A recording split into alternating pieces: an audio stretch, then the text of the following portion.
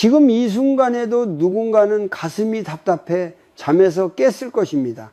눈을 뜨자마자 어제의 후회가 밀려오고 아직 오지 않은 내일의 걱정이 먼저 말할 겁니다. 이 나이에 내가 뭘 더 할 수 있을까라는 생각이 숨 쉬는 것보다 빠르게 마음을 짓누릅니다. 하지만 잠시만 멈춰 보십시오. 당신의 삶이 막다른 길에 서 있는 것처럼 느껴질 때에도 마음 한가운데에는 항상 빠져나갈 문이 있습니다. 그 문은 멀리 있지 않습니다. 바로 지금 숨을 한번 고르는 그 자리에 있습니다. 우리는 고통이 오면 즉시 반응하는데 너무 익숙해져 있습니다. 불안이 올라오면 불안 속으로 뛰어들고 화가 나면 그 화에 몸을 맡겨버립니다. 그러나 불교에서는 말합니다. 고통 그 자체보다 더 큰 문제는 고통에 대한 우리의 성급한 반응이라고요. 생각과 감정은 파도처럼 일어났다가 사라집니다. 그런데 우리는 그 파도가 나라고 착각한 채 매번 휩쓸려 갑니다. 중년 이후의 삶에서 이 현상은 더 자주 나타납니다. 살아온 시간이 길어질수록 기억도 많아지고 걱정도 늘어납니다. 자식 문제, 돈 문제, 건강, 관계 하나하나가 다 현실적인 문제이기에 생각하지 말라는 말은 위로가 되지 않습니다. 그래서 필요한 것은 억지로 밀어내는 것이 아니라 잠시 멈추는 연습입니다. 지금 이 순간 당신에게 일어나는 생각과 감정에 이렇게 말해 보십시오. 아, 이런 생각이 올라왔구나. 지금 마음이 불안해졌구나. 이 짧은 한 문장이 바로 출구입니다. 불교에서 말하는 알아차림, 즉 정념전념은 문제를 없애는 기술이 아니라 문제와 나 사이의 작은 거리를 만들어주는 지혜입니다. 많은 분들이 이렇게 묻습니다. 그렇게 해서 뭐가 달라집니까? 현실은 그대로인데요. 맞습니다. 현실은 당장 바뀌지 않을 수 있습니다. 하지만 마음이 휘말리지 않으면 현실을 대하는 태도가 바뀝니다. 태도가 바뀌면 선택이 달라지고 선택이 쌓이면 삶의 방향이 달라집니다. 예를 들어 보겠습니다. 50대의 한 가장이 있습니다. 밤마다 잠이 오지 않습니다. 내가 아이들을 제대로 키운 걸까? 앞으로 병이라도 나면 어떻게 하지? 라는 생각이 끊임없이 반복됩니다. 이때 그는 늘 생각과 싸우려 했습니다. 쓸데없는 생각 하지 말자고 다짐했지만 오히려 더 괴로워졌습니다. 그러다 어느 날 그는 한 가지를 바꿨습니다. 잠자리에 들기 전 단 1분만 멈추기로 한 것입니다. 문제를 해결하려 하지도 않고 긍정적으로 생각하려 애쓰지도 않았습니다. 그저 숨을 느끼며 이렇게 속으로 말했습니다. 지금 나는 걱정하고 있다. 이 말 한마디가 마음의 긴장을 조금 풀어주었습니다. 이것이 바로 첫 번째 실천입니다. 아주 단순하지만 효과는 분명합니다. 지금부터 함께 해봅시다. 어디에 계시든 눈을 감아도 좋고 떠도 좋습니다. 숨을 코로 천천히 들이마십니다. 그리고 입으로 길게 내쉽니다. 이때 숨을 조절하려 애쓰지 마십시오. 그저 들이마시고 있구나, 내쉬고 있구나 라고 알아차리면 됩니다. 이 30초의 멈춤이 하루를 바꿀 수 있습니다. 왜냐하면 이 순간 당신은 생각과 감정의 주인이 되기 시작했기 때문입니다. 불안은 여전히 있을 수 있습니다. 우울도 완전히 사라지지 않을 수 있습니다.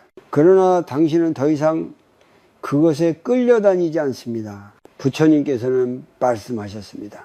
모든 것은 일어났다가 사라진다고. 생각도 감정도 지금의 고통도 예외가 아닙니다. 우리가 해야 할 일은 없애는 것이 아니라 붙잡지 않는 것입니다.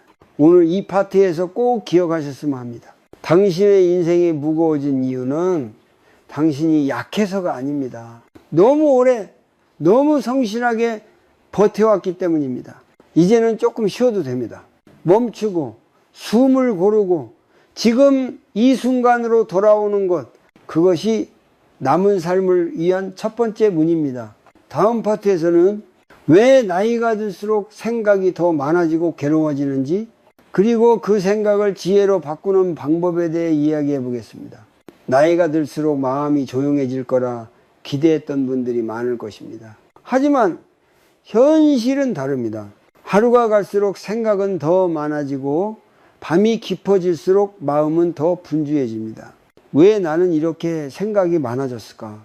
예전엔 이 정도는 아니었는데 이 질문으로 스스로를 탓하고 있다면 오늘 이 이야기를 꼭 끝까지 들어주시기 바랍니다. 불교에서는 말합니다. 생각이 많아지는 것은 잘못이 아니라고. 오히려 자연스러운 현상이라고요. 왜냐하면 중년 이후에 우리는 이미 수많은 경험을 통과해 왔기 때문입니다. 성공도 있었고 실패도 있었고 기쁨과 후회가 겹겹이 쌓여 있습니다. 그 모든 기억이 씨앗이 되어 지금의 생각을 만들어냅니다. 문제는 생각의 양이 아니라 생각을 대하는 방식입니다. 같은 생각이라도 어떤 이는 지혜로 쓰고 어떤 이는 스스로를 괴롭히는 칼로 씁니다. 차이는 단 하나, 그 생각을 붙잡고 있느냐 흘려보내느냐에 있습니다. 중년 이후에 특히 반복되는 생각이 있습니다. 과거에 대한 후회, 미래에 대한 불안, 그리고 타인과의 비교입니다. 이 세 가지는 서로 꼬리를 물고 이어지며 우리 마음을 쉬지 못하게 만듭니다. 예를 들어 이런 경우를 떠올려 보십시오. 그때 내가 다른 선택을 했더라면, 이 한 문장이 시작되면 과거의 장면이 끝없이 재생됩니다. 그리고 곧바로 이런 생각이 따라옵니다. 앞으로도 별 수 없겠지. 이렇게 과거와 미래를 오가는 사이 정작 지금 이 순간의 삶은 사라져 버립니다. 불교에서는 이것을 망상이라고 부릅니다. 망상은 현실이 아니라 현실을 떠난 생각의 여행입니다. 문제는 우리가 그 여행에서 좀처럼 돌아오지 못한다는 데 있습니다. 특히 중년 이후에는 좋았던 시절은 다 지나갔다. 이 나이에 뭘 새로 시작하겠냐 라는 말이 입버릇처럼 나옵니다. 이 말은 사실이 아니라 지친 마음이 만들어낸 결론에 가깝습니다.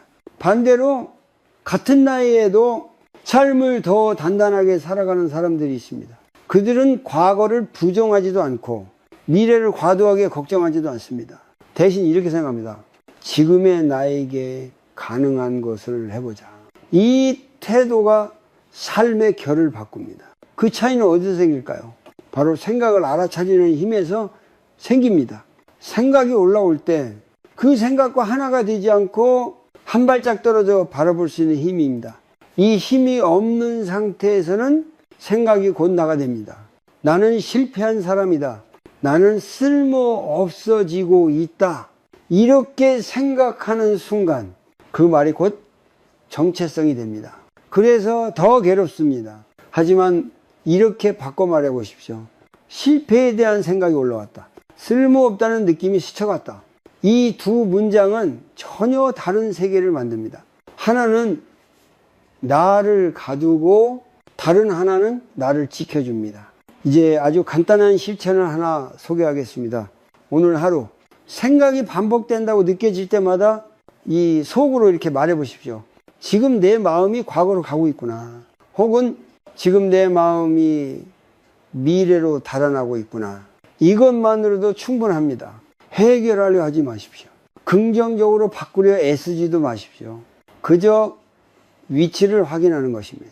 내 마음이 지금 어디에 있는지. 이 연습을 하면 놀랍게도 생각의 힘이 조금씩 약해집니다.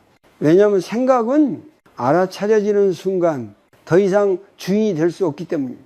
부처님께서는 집착이 곧 괴로움이라고 하셨습니다. 생각에 집착할수록 우리는 스스로를 더 웃깁니다. 반대로 생각으로 볼 수 있을 때 괴로움은 힘을 잃습니다. 오늘 이 파트에서 꼭 기억하셨으면 합니다. 나이가 들어 생각이 많아진 것은 당신이 잘못 살아서가 아닙니다. 그만큼 많은 삶을 통과해 왔다는 증거입니다. 이제 필요한 것은 생각을 없애는 것이 아니라 생각과 적당한 거리를 두는 일입니다. 다음 파트에서는 이 거리두기의 핵심인 버림이 아니라 놓아줌, 즉 집착을 내려놓는 법에 대해 좀 더 깊이 이야기해 보겠습니다. 많은 사람들이 이렇게 말합니다. 이제는 내려놓고 살고 싶어요. 그런데 막상 내려놓으려 하면 더 불안해집니다. 그 이유는 분명합니다. 우리는 놓는다는 말을 포기나 체념으로 오해해 왔기 때문입니다. 하지만 불교에서 말하는 내려놓음은 삶을 포기하는 것이 아니라 삶을 더 온전히 살기 위한 지혜로운 선택입니다. 부처님께서는 괴로움의 뿌리를 집착이라고 하셨습니다. 여기서 말하는 집착은 무언가를 좋아하는 마음이나 책임을 다하려는 태도가 아닙니다. 이래야만 한다, 이렇게 되지 않으면 안 된다라는 강박적인 마음 상태를 말합니다. 이 집착이 우리를 지치게 합니다. 중년 이후에 가장 흔한 집착의 대상은 사람입니다. 특히 가족입니다. 자식이 잘 되기를 바라는 마음, 배우자가 변해 주기를 바라는 마음, 형제 자매가 나를 이해해 주기를 바라는 마음, 이 마음 자체는 사랑입니다. 하지만 여기에 조건이 붙는 순간 사랑은 집착으로 바뀝니다. 예를 들어 이런 장면을 떠올려 보십시오. 성인이 된 자식에게 계속 조언을 합니다. 처음에는 걱정해서 시작했지만 점점 왜 내 말을 안 듣느냐는 서운함이 쌓입니다. 결국 말은 날카로워지고 관계는 멀어집니다. 이때 부모의 마음속에는 아이를 위해서라는 명분이 있지만 그 깊은 곳에는 내가 옳다는 집착이 숨어 있습니다. 이 집착은 상대를 바꾸지 못합니다. 오히려 나 자신을 소모시킵니다. 계속 신경 쓰고 계속 상처받고 계속 혼자서 끙끙 앓게 됩니다. 그래서 불교에서는 말합니다. 집착은 상대를 붙잡는 것이 아니라 나 자신을 묶는 것이라고. 그렇다면 내려놓는다는 것은 무엇일까요? 내려놓는다는 것은 관심을 끊는 것도 아니고 책임을 버리는 것도 아닙니다. 단지 이렇게 마음속으로 말하는 것입니다. 이 사람의 인생은 이 사람의 몫이다. 나는 나의 자리에서 할 수 있는 것만 하겠다. 이 한 문장이 관계를 완전히 다른 방향으로 바꿉니다. 통제하려는 에너지가 줄어들고 지켜보는 여유가 생깁니다. 아이러니하게도 이때 관계는 오히려 부드러워집니다. 집착은 사람에게만 향하지 않습니다. 돈, 건강, 체면, 과거의 선택에도 붙습니다. 그때 그 선택만 아니었어도 이 말은 과거를 붙잡고 현재를 놓치는 대표적인 집착입니다. 과거는 이미 지나갔고 아무리 붙잡아도 바뀌지 않습니다. 그런데 우리는 그 장면을 마치 오늘 일처럼 반복해서 되새깁니다. 그 결과 지금 이 순간을 살 힘이 점점 사라집니다. 불교에서 말하는 내려놓음은 과거를 잊으라는 말이 아닙니다. 과거를 과거의 자리로 돌려놓으라는 말입니다. 교훈은 남기되 자책은 내려놓는 것입니다. 여기서 아주 중요한 구분이 하나 있습니다. 내려놓음은 한 번에 되는 결심이 아니라 반복되는 연습입니다. 오늘부터 집착하지 않겠다라고 다짐한다고 마음이 바로 바뀌지는 않습니다. 집착은 습관이기 때문입니다. 오래 쥐고 있었던 것을 천천히 풀어야 합니다. 그래서 오늘은 아주 작은 연습 하나만 제안 드리겠습니다. 집착이 올라온다고 느껴질 때 속으로 이렇게 말해 보십시오. 아, 지금 내가 너무 꽉 쥐고 있구나. 그리고 이어서 한 번 더 말합니다. 조금만 느슨하게 해도 괜찮다. 이 두 문장은 마음을 즉시 풀어주지는 않을 수 있습니다. 하지만 손에 힘이 들어가 있는 것을 알아차리게 해줍니다. 알아차림이 생기면 이미 내려놓으면 시작된 것입니다.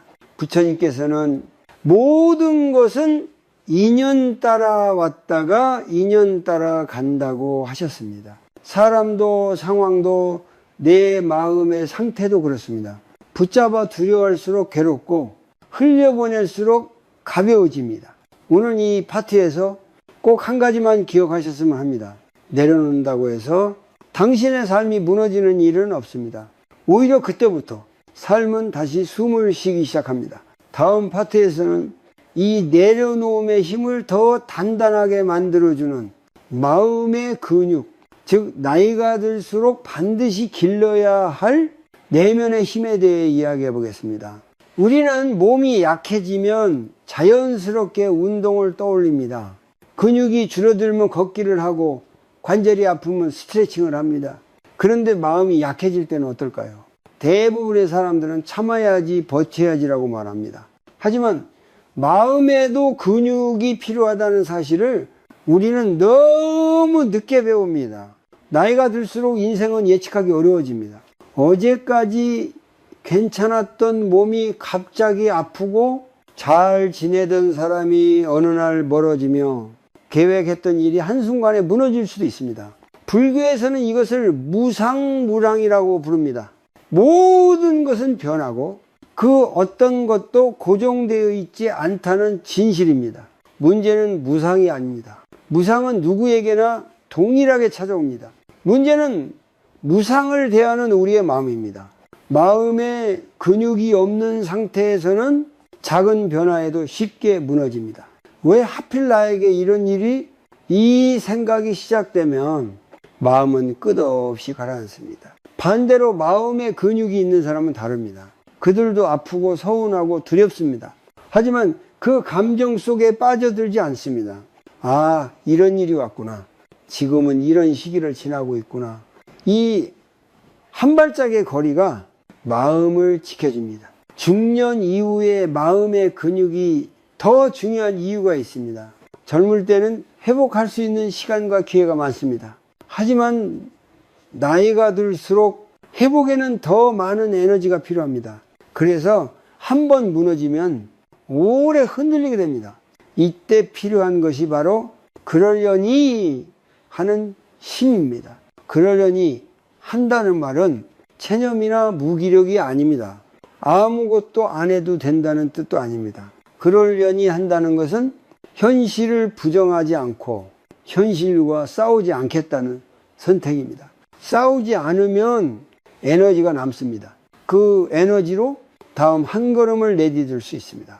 예를 들어보겠습니다.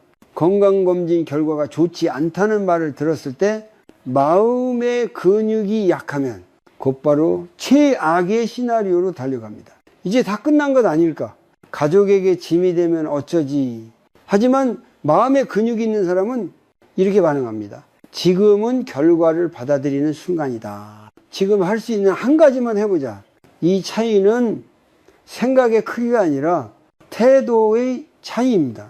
불교에서는 이를 중도준도의 태도라고 말합니다. 도망치지도 않고 과장하지도 않는 태도입니다. 마음의 근육은 갑자기 생기지 않습니다. 하루아침에 단단해지지도 않습니다. 몸의 근육과 마찬가지로 작고 반복적인 훈련이 필요합니다. 그리고 그 훈련의 핵심은 감정을 즉시 해석하지 않는 것입니다. 감정이 올라올 때 우리는 너무 빨리 결론을 내립니다. 불안 큰일이다. 슬픔, 나는 불행하다. 분노, 상대가 틀렸다. 이 자동 반응이 마음을 더 지치게 합니다. 오늘 제안드리는 연습은 아주 단순합니다. 감정이 올라오는 순간 바로 해석하지 말고 3단계만 거쳐보십시오. 첫째, 멈춘다. 아무 말도 하지 않고 아무 결정도 내리지 않습니다. 둘째, 이름을 붙인다. 지금 불안이 올라왔다. 지금 화가 올라왔다. 셋째, 작은 행동 하나를 선택한다. 물 한 잔을 마신다. 창밖을 10초 바라본다. 어깨를 한번 돌린다. 이 3단계는 문제를 해결해 주지는 않습니다. 하지만 문제에 압도되지 않게 해줍니다. 그것으로 충분합니다.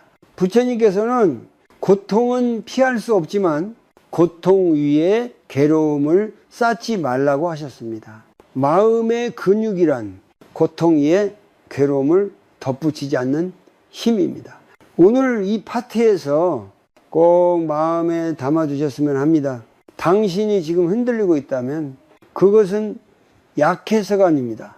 마음의 근육을 이제 막 쓰기 시작했기 때문입니다.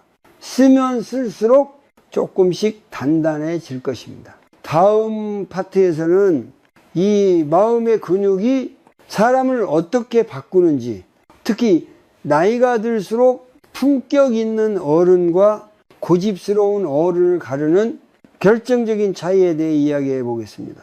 나이가 들면 자연스럽게 존중받는 어른이 될 거라 기대합니다.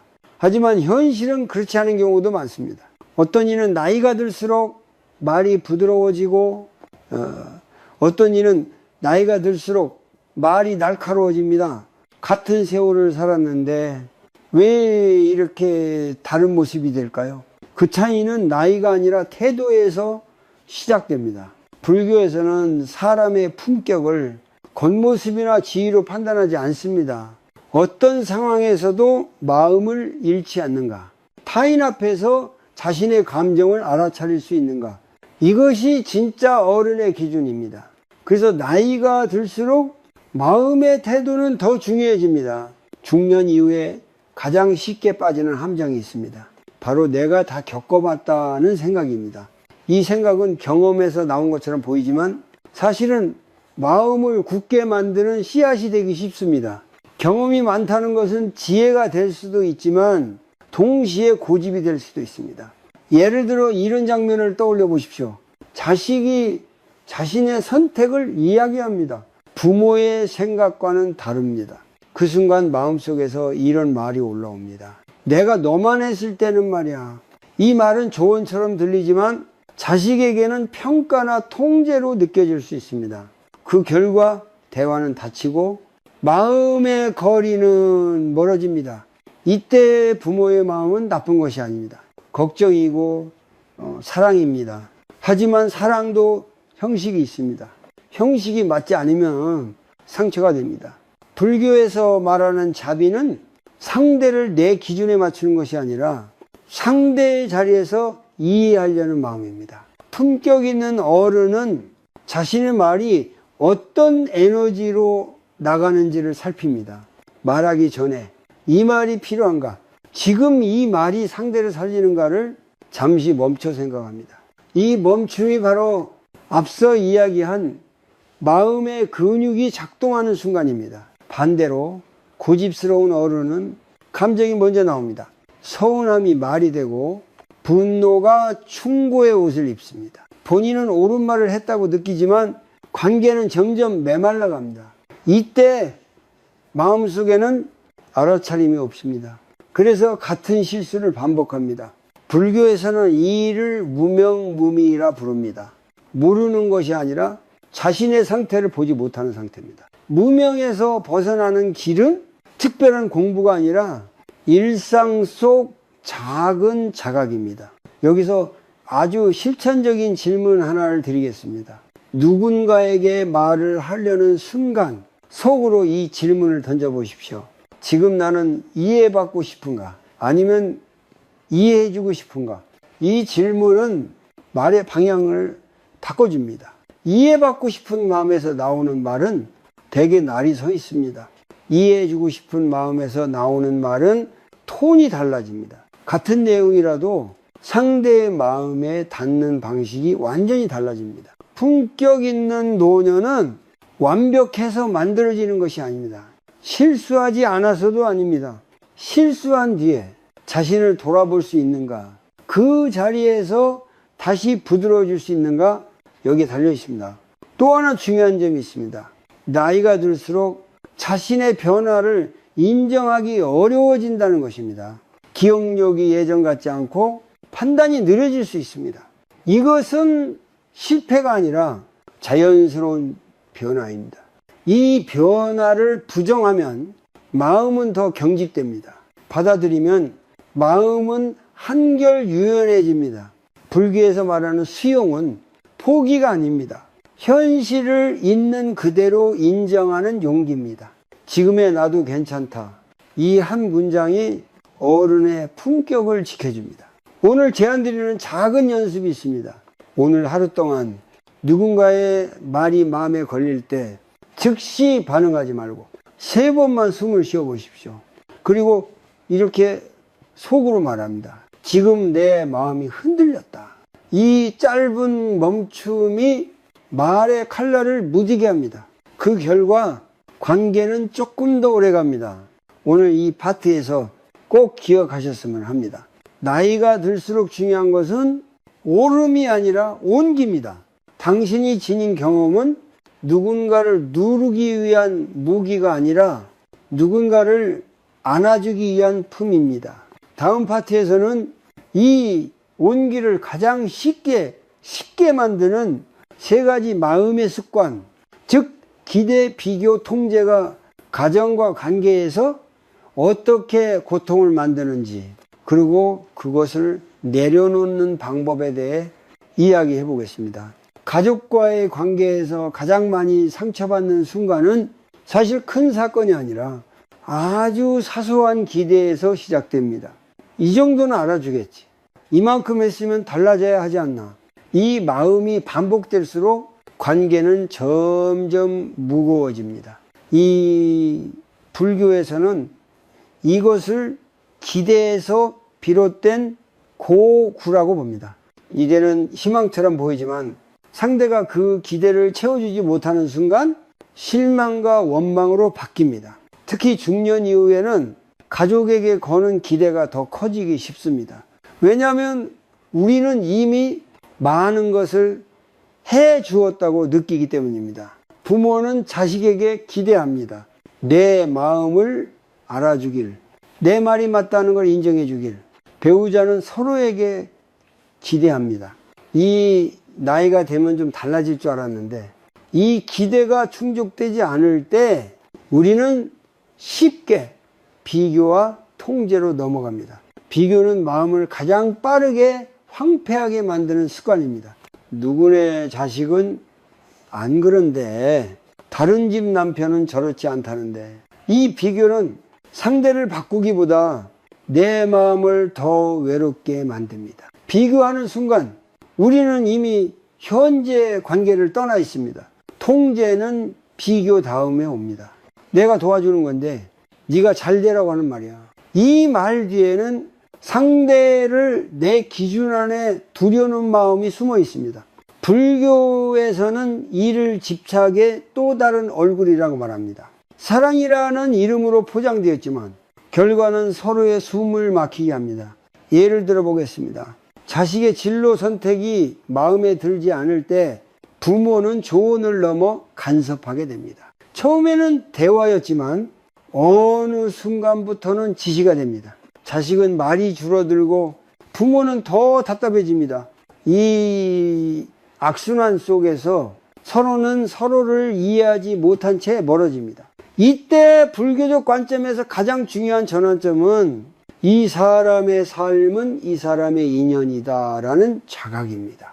우리는 도와줄 수는 있지만 대신 살아줄 수는 없습니다. 이 사실을 받아들이는 순간 통제의 힘은 약해집니다. 기대를 완전히 없앨 수는 없습니다. 인간이기 때문입니다. 하지만 기대를 줄이는 연습은 가능합니다. 기대를 줄인다는 것은 사랑을 줄인다는 뜻이 아닙니다. 오히려 상대를 있는 그대로 보겠다는 선택입니다. 오늘 제안드리는 작은 실천이 있습니다. 가족과의 관계에서 마음이 불편해질 때 이 질문을 스스로에게 던져보십시오. 지금 나는 이 사람을 바꾸려 하는가? 아니면 이 사람을 이해하려 하는가? 이 질문은 마음을 현재로 되돌려줍니다. 이해하려는 순간 비교는 힘을 잃고 통제는 멈춥니다. 불교에서 말하는 자비는 상대를 내 뜻대로 만드는 능력이 아니라 상대가 자기 삶을 살 수 있도록 한 걸음 물러서는 용기입니다. 이 물러섬이 가족 관계를 다시 숨쉬게 합니다. 오늘 이 파트에서 꼭 기억하셨으면 합니다. 가족 관계에서의 평온은 상대를 바꾸는 데서 오지 않습니다. 내 마음의 방향을 바꾸는 데서 옵니다. 기대 대신 존중을, 비교 대신 이해를, 통제 대신 신뢰를 선택할 때 관계는 조금씩 회복됩니다. 다음 파트에서는 이 관계의 고통을 가장 깊게 만드는 감정, 바로 미움과 원망을 어떻게 내려놓을 수 있는지, 그리고 용서가 왜 상대를 위한 것이 아니라 나 자신을 위한 길인지에 대해 이야기해 보겠습니다. 미움은 처음부터 큰 얼굴로 나타나지 않습니다. 처음에는 서운함이었고 그 다음은 이해받지 못했다는 감정이었으며 어느 순간부터는 마음속에서 조용히 자리를 잡은 원망이 됩니다. 그리고 그 미움은 시간이 갈수록 더 단단해집니다. 특히 중년 이후의 미움은 낯선 사람보다 가까웠던 사람에게서 시작되는 경우가 많습니다.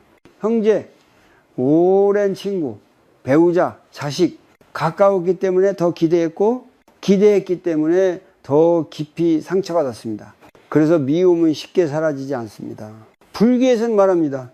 미움은 상대를 벌주는 감정처럼 보이지만 실제로는 나 자신을 가장 오래 묶어두는 족쇄라고. 미워하는 동안 상대는 일상을 살아가고 있지만 나는 같은 장면을 마음속에서 반복 재생합니다. 결국 지치는 쪽은 나입니다. 많은 분들이 이렇게 말합니다. 미워하지 않으려고 해봤어요. 그런데 더 힘들어졌어요. 그 이유는 분명합니다. 미움을 억지로 없애려 했기 때문입니다. 불교에서 말하는 내려놓음은 억압이 아닙니다. 흘려보냄입니다. 예를 들어보겠습니다.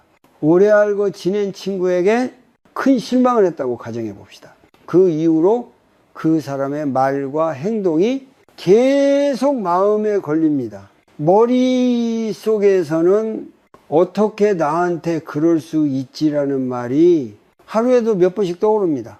이때 우리는 보통 그 사람을 이해하려 애쓰거나 스스로를 합리화하려 합니다. 하지만 마음은 더 복잡해질 뿐입니다. 불교적 접근은 다릅니다. 이렇게 말해줍니다. 미워하는 마음이 지금 여기 있구나. 그것으로 충분합니다. 옳고 그름을 따지지 않고 누가 잘못했는지도 잠시 내려놓습니다. 단지 내 마음의 상태를 인정합니다. 미움은 인정받지 못한 감정이 오래 쌓여 만들어진 결과입니다. 그래서 그 미움을 없애야 할 것으로 대하면 오히려 더 강해집니다. 반대로 이만큼 아팠구나 라고 바라보면 미움은 조금씩 힘을 잃습니다. 여기서 중요한 한 가지가 있습니다. 용서는 반드시 상대에게 가서 해야 하는 행동이 아니라는 점입니다. 용서는 먼저 내 마음 안에서 일어나는 변화입니다. 상대가 사과하지 않아도, 관계가 회복되지 않아도 용서는 가능합니다. 불교에서는 이를 내 마음을 위한 자비라고 말합니다. 상대를 풀어주는 것이 아니라 내 마음의 매듭을 푸는 것입니다. 그래서 용서는 타이밍이 중요합니다. 아직 준비되지 않았다면 억지로 하지 않아도 됩니다. 오늘 제안드리는 작은 실천이 있습니다. 미움이 올라올 때 속으로 이렇게 말해 보십시오. 이 감정이 나를 보호하려 했구나. 이 말은 미움을 정당화하지도 미움을 밀어내지도 않습니다. 그저 이해합니다. 그 이해가 미움을 부드럽게 만듭니다. 그리고 한 가지만 더 덧붙여 보십시오. 이제는 내가 조금 쉬어도 된다.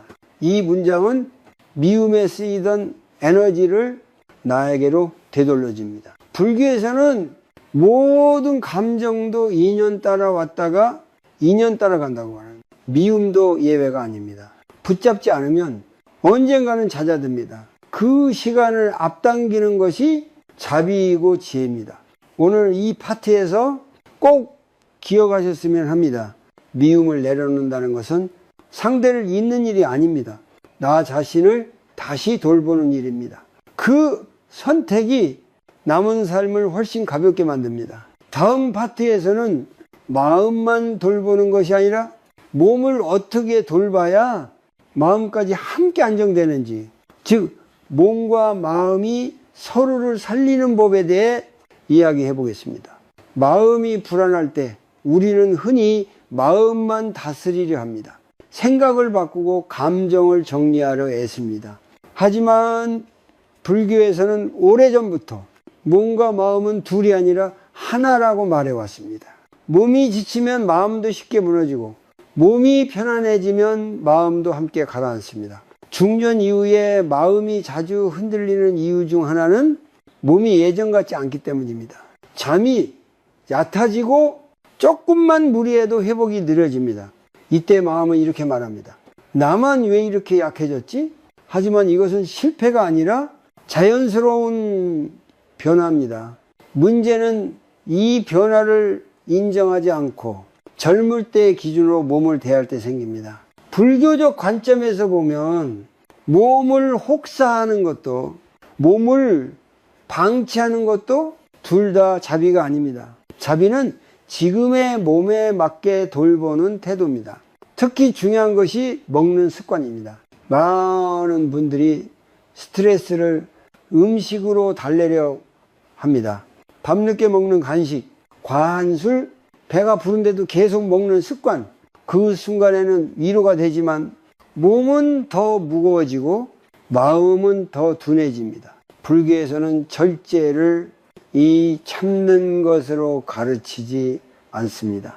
절제는 나를 벌주는 것이 아니라 나를 아끼는 방식입니다. 조금 덜 먹어도 괜찮다. 이 생각 하나가 몸과 마음을 동시에 가볍게 합니다. 여기서 중요한 오해가 하나 있습니다. 절제는 극단적인 식이요법이나 고된 수행을 의미하지 않습니다. 중년 이후의 절제는 한 숟가락 덜기, 조금 일찍 멈추기, 배가 꽉 차기 전 내려놓기, 이 정도면 충분합니다. 이 작은 선택이 잠의 질을 바꾸고 아침의 컨디션을 바꾸며 하루의 마음 상태를 바꿉니다. 몸이 편안해지면 생각의 소음도 자연스럽게 줄어듭니다. 또 하나 중요한 것은 움직임입니다. 격한 운동이 아니어도 괜찮습니다. 매일 같은 시간에 10분만 걷는 것, 천천히 몸을 풀어주는 스트레칭, 이것만으로도 몸은 아직 안전하다는 신호를 받습니다. 이 신호가 불안을 진정시킵니다. 잠도 마찬가지입니다. 잠들지 못하는 밤에 억지로 자려고 애쓰면 마음은 더 긴장합니다. 이럴 때는 오늘은 덜 자도 괜찮다고 자기 자신에게 허락해 보십시오. 그 허락이 오히려 잠을 부릅니다. 오늘 제안드리는 아주 현실적인 실천이 하나 있습니다. 7일만 해보십시오. 하루 한 끼에서 배가 차기 전 숟가락을 내려놓습니다. 그리고 속으로 이렇게 말합니다. 이 정도면 내 몸에 충분하다. 이 말은 음식에게도 내 몸에게도 자비를 베푸는 문장입니다. 이 연습을 하면 몸이 먼저 반응합니다. 속이 편안해지고 마음이 덜 예민해집니다. 불교에서는 몸을 수행의 도구로 보지 않습니다. 몸 자체가 수행의 자리입니다. 지금 숨 쉬고 지금 걷고 지금 먹는 이 순간이 이미 수행입니다. 오늘 이 파트에서 꼭 기억하셨으면 합니다. 마음을 바꾸기 어렵다고 느껴질 때는 몸부터 돌보십시오. 몸을 살리는 선택 하나가 마음을 함께 살립니다. 다음 파트에서는 이렇게 돌본 몸과 마음을 바탕으로 다가올 노년을 두려움이 아니라 준비와 의미로 맞이하는 방법, 즉 후회 없는 노년을 위한 현실적인 준비에 대해 이야기해 보겠습니다. 노년에 대한 두려움은 대부분 아직 오지 않은 일에서 시작됩니다. 아프면 어쩌지? 돈이 모자라면 어떻게 하지? 혼자 남게 되면 견딜 수 있을까? 이 질문들은 자연스럽지만 아무 준비 없이 반복될 때 불안은 점점 커집니다. 불교에서는 막연한 불안을 무명에서 비롯된 고통이라고 말합니다. 모르는 상태에서 상상만 키우기 때문입니다. 그래서 두려움을 줄이는 가장 현실적인 방법은 용기를 내는 것이 아니라 차분히 준비하는 것입니다. 중년 이후의 준비는 거창할 필요가 없습니다. 완벽할 필요도 없습니다. 중요한 것은 나는 이 문제를 외면하지 않는다는 태도입니다. 그 태도가 마음을 먼저 안정시킵니다. 먼저 돈에 대한 이야기입니다. 돈은 행복의 전부는 아니지만 불안을 키우는 가장 큰 요인 중 하나입니다. 그래서 불교적 관점에서도 돈을 무시하지 않습니다. 다만 집착하지 말라고 할 뿐입니다. 현실적인 질문을 하나 던져보십시오. 지금 내가 최소한으로 유지하고 싶은 생활은 무엇인가? 크게 벌지 못해도 괜찮습니다. 중요한 것은 내 삶의 기준을 내가 정하는 것입니다. 이 기준이 없을 때 불안은 끝없이 커집니다. 다음은 관계입니다. 노년의 외로움은 사람이 없어서가 아니라 의지할 관계가 없다고 느낄 때 깊어집니다. 그래서 많은 관계보다 몇 개의 안전한 관계가 중요합니다. 한 사람이라도 편하게 안부를 나눌 수 있다면 마음은 훨씬 안정됩니다. 인연, 불교에서 말하는 인연은 수량이 아니라 질입니다. 지금의 나를 그대로 받아주는 사람, 굳이 설명하지 않아도 되는 사람, 그런 인연을 조금씩 지켜나가는 것이 노년의 큰 자산입니다. 주거에 대한 준비도 중요합니다. 지금 사는 집이 앞으로의 몸 상태에 맞는지, 병원이나 생활편의시설과의 거리는 어떤지 한 번쯤 점검해 볼 필요가 있습니다. 이것은 불안을 키우는 상상이 아니라 이제 불안을 줄이는 현실 점검입니다. 그리고 가장 중요한 준비가 하나 있습니다. 바로 의미입니다. 아무리 돈과 환경이 안정되어 있어도 하루를 살아갈 이유가 없다고 느끼면 마음은 빠르게 무너집니다. 의미는 거창할 필요가 없습니다. 매일 아침 일어날 이유 하나면 충분합니다. 어떤 분은 화분을 돌보는 일이 의미가 되고 어떤 분은 손주에게 이야기 들려주는 시간이 의미가 됩니다. 또 어떤 분은 매일 같은 시간 산책을 나서는 것이 삶의 중심이 됩니다. 중요한 것은 그 의미가 남이 정해준 것이 아니라 내가 선택한 것이라는 점입니다. 오늘 제안드리는 실천이 있습니다. 종이 한 장을 준비해 네 칸으로 나눠 보십시오. 첫째 칸, 돈과 생활. 둘째 칸, 사람과 관계. 셋째 칸, 몸과 건강. 넷째 칸, 나를 살게 하는 의미. 각 칸에 지금 당장 가능한 것 한 가지만 적어 보십시오. 크게 적지 않아도 됩니다. 매달 지출을 한번 정리하기. 한 사람에게 먼저 안부 전화하기. 주 3회 10분 걷기. 아침에 차 한 잔 마시며 숨 고르기. 이 정도면 충분합니다. 이 네 칸이 채워지는 순간 막연한 불안은 구체적인 현실로 바뀝니다. 현실은 두렵지만 다룰 수 있습니다. 상상은 두렵고 다루기 어렵습니다. 불교에서는 현재에 뿌리 내린 삶을 가장 큰 안정이라고 말합니다. 준비는 미래를 통제하려는 행동이 아니라 현재를 단단하게 만드는 선택입니다. 오늘 이 파트에서 꼭 기억하셨으면 합니다. 후회 없는 노년은 완벽한 계획에서 오지 않습니다. 외면하지 않고 지금 할 수 있는 것을 하나씩 해나가는 그 태도에서 시작됩니다. 다음 파트에서는 이 모든 이야기를 하나로 묶어 남은 삶을 두려움이 아닌 선물처럼 살아가는 방법에 대해 마무리해 보겠습니다. 우리는 흔히 이렇게 말합니다. 인생이 왜 이렇게 힘들까? 나에게는 왜 좋은 일이 늦게 올까? 하지만 어느 순간 깨닫게 됩니다. 삶이 힘들었던 이유는 불행해서가 아니라 너무 오래 버티기만 하며 살아왔기 때문이라는 것을요. 불교에서는 인생을 고통의 연속이라고만 말하지 않습니다. 고통 속에서도 깨어 있을 수 있다면 그 삶은 이미 수행이며 그 자체로 의미가 있다고 말합니다. 그래서 남은 삶을 어떻게 살 것인가는 환경보다 태도의 문제입니다. 이제까지 우리는 멈추는 법을 배웠고 생각과 거리를 두는 법을 배웠으며 집착을 느슨하게 풀고 마음의 근육을 기르고 관계에서 한 걸음 물러서고 미움을 내려놓고 몸을 자비롭게 돌보고 현실적인 준비를 해왔습니다.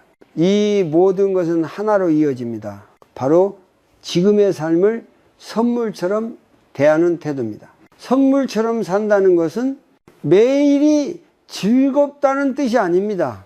고통이 없다는 말도 아닙니다. 이 선물처럼 산다는 것은 이 하루를 다시는 살 수 없다는 사실을 마음으로 아는 것입니다. 그렇게 알게 되면 자, 삶을 대하는 방식이 달라집니다. 예전에는 짜증나던 일이 이제는 그냥 지나가는 일이 되고, 서운함이 올라와도 조금 더 빨리 내려놓게 됩니다. 왜냐하면 에너지를 쓸 곳과 쓰지 않을 곳을 구분하게 되기 때문입니다. 불교에서는 이를 지혜로운 선택이라고 합니다. 모든 것에 반응하지 않고 모든 일에 휘말리지 않는 것. 이것이 나이가 들수록 반드시 필요한 능력입니다. 행복은 멀리 있지 않습니다. 아침에 눈을 뜨고 오늘도 숨을 쉬고 있구나라고 알아차리는 순간 이미 행복의 씨앗은 뿌려졌습니다. 이 씨앗은 말 한마디, 숨 한 번, 작은 선택 하나로 조금씩 자라납니다. 오늘 이 마지막 파트에서는 아주 간단하지만 가장 중요한 실천 하나로 마무리하고 싶습니다. 하루에 단 3분이면 충분합니다. 첫째, 숨을 고릅니다. 의자에 앉아 숨이 들어오고 나가는 것을 3번만 느껴보십시오.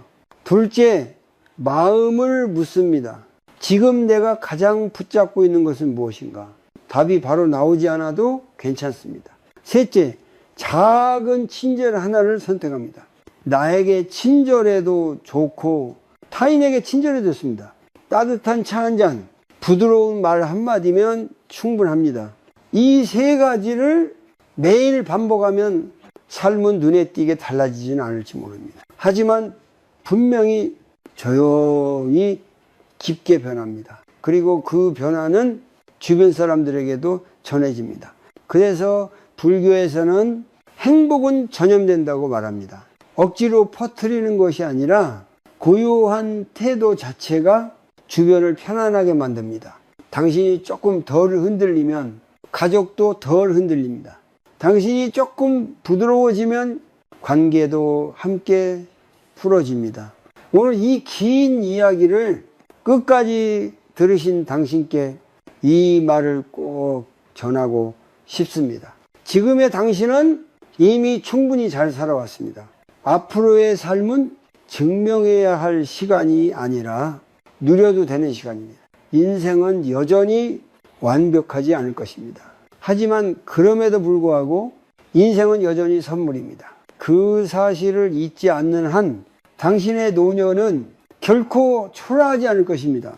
이제 오늘 하루를 조금 천천히 조금 부드럽게 살아보십시오. 그것으로 충분합니다.